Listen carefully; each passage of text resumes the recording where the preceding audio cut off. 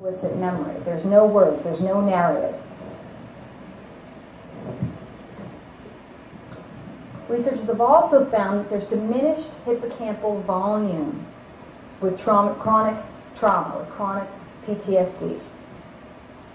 So a child gets traumatized, trips and small minor thing, trips and falls, can't make sense of it because their inability to self-soothe, to self-calm, fragmented states, not able to integrate and file what happened to them, or when something new happens to them, it's harder for them to process that information.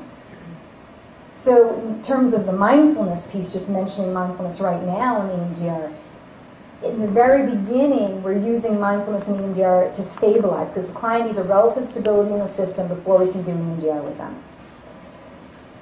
It's hard to teach a lot of awareness and a lot of mindfulness when the client lives in that state of hyperarousal. They might be able to get a sense of it, but until there's room in the system, till we've made room, because again, diminished hippocampal volume, it's hard to take in new information. We have to first create a level of stability before that can happen.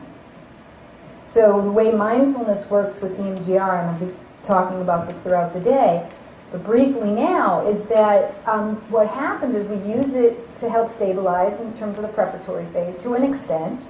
We use it during session when doing EMDR, between sessions, and afterwards. But once we've been able to clear those pathways, once we've been able to integrate and file the information that couldn't be before, that was fragmented, then they can start to really use mindfulness, self-soothing, self-calming. So when we say to a client, take a yoga class, do art, do this, do that, it's helpful to an extent, but a lot of times what will happen, in my experience with clients, is it helps to an extent. Sometimes they get really angry because when that trauma comes right back, and they go right back to square one because it hasn't been integrated and filed. So that's where the importance of doing the two together is essential, to help with the stabilization and help them along the way till eventually they really can take hold of the beauty of a moving meditation or a sitting meditation, any form of mind training, prayer, things that really evolve and involve conscious awareness.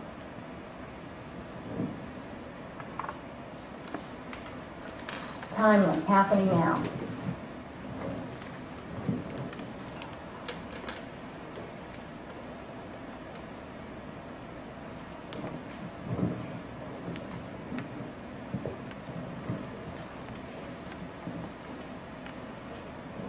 So for that child that trips and falls, can't be integrated and filed,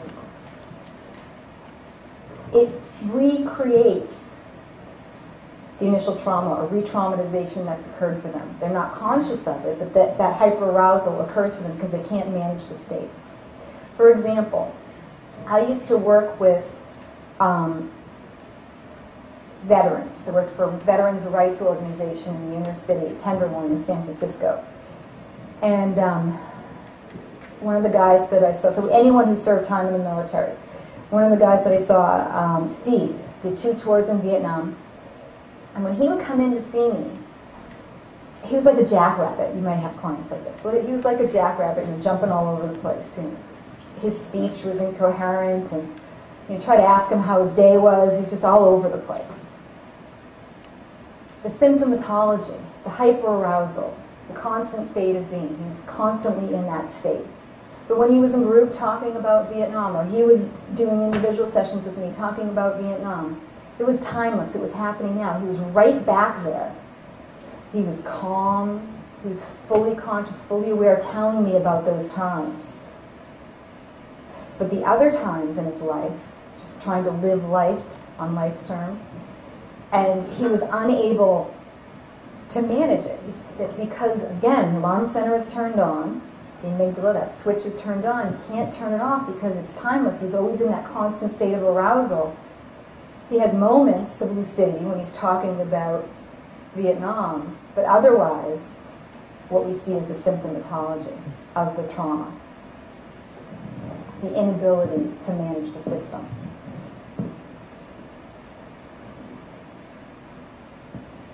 Early abusive experiences.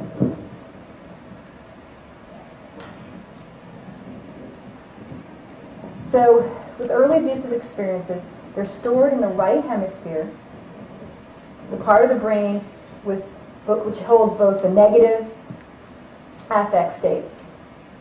Which holds negative affect states. Children have trouble coping with stress. So the parasympathetic, the sympathetic, the ability to self-soothe, to self-calm, unable to manage that. Steve had early childhood experiences of trauma before entering into Vietnam. Inability to self-soothe, to self-calm.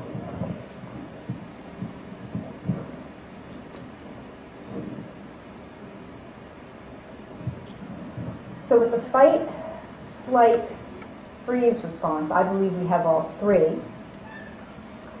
So in terms of coping with stress, that's self-soothing and how to manage the system, something happens. So I'm going to tell you a story, or give you an example. Imagine that you're in a car accident, or about to be in a car accident. You're driving in a car, or some of you that are in the traffic this morning in the tractor trailer hopefully weren't in part of an accident. But driving in a car, and you see you're about to have an impact. Something's about to happen. First thing the body does is it hardens to protect itself. It freezes. Impact happens. Second thing that happens once the impact happens. So body hardens to protect itself, freezes. Then what happens? It starts to tremble. It starts to shake off and release that physical energy. It starts to release Peter Levine's work, Dr. Sapolsky's work.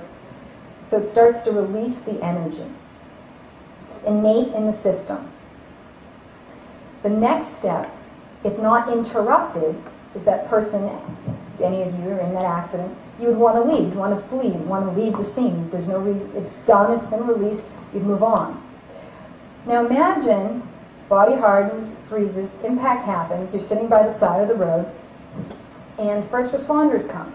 Now first responders come, and if you're shaking, and shock is real, we can die from shock. So they try to comfort you in any way, blanket, medicine, whatever that looks like. They interrupt what's natural in the system. It's what we've learned to try to protect it. And so that process is interrupted. That information in the body cannot be integrated and filed. It can't, there's the self-soothing and self-calming that's built in, the parasympathetic, the sympathetic that's built in, it's innate in all animals, gets interrupted. And it can't process that information. It lives on in the system. So I tell you that because if you work with clients that suffer from any kind of trauma, and you may have witnessed them talking about feeling this heat as they're starting to talk about something that happened, all of a sudden their body starts to get really hot, or they start to talk about trembling, or don't you see me trembling, or I think I might throw up, or anything like that. That's the system, physiological system, trying to come back online, sending messages up to the brain. So bottom up. Sending messages. That's what I'm talking about with the fight, flight, freeze response. So with men, we know that there's a hormone that's released in times of stress, trauma, and so on. They release testosterone, that fight response, that flight response.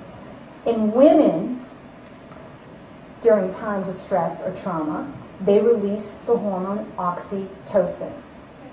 Same hormone that's released during labor and delivery.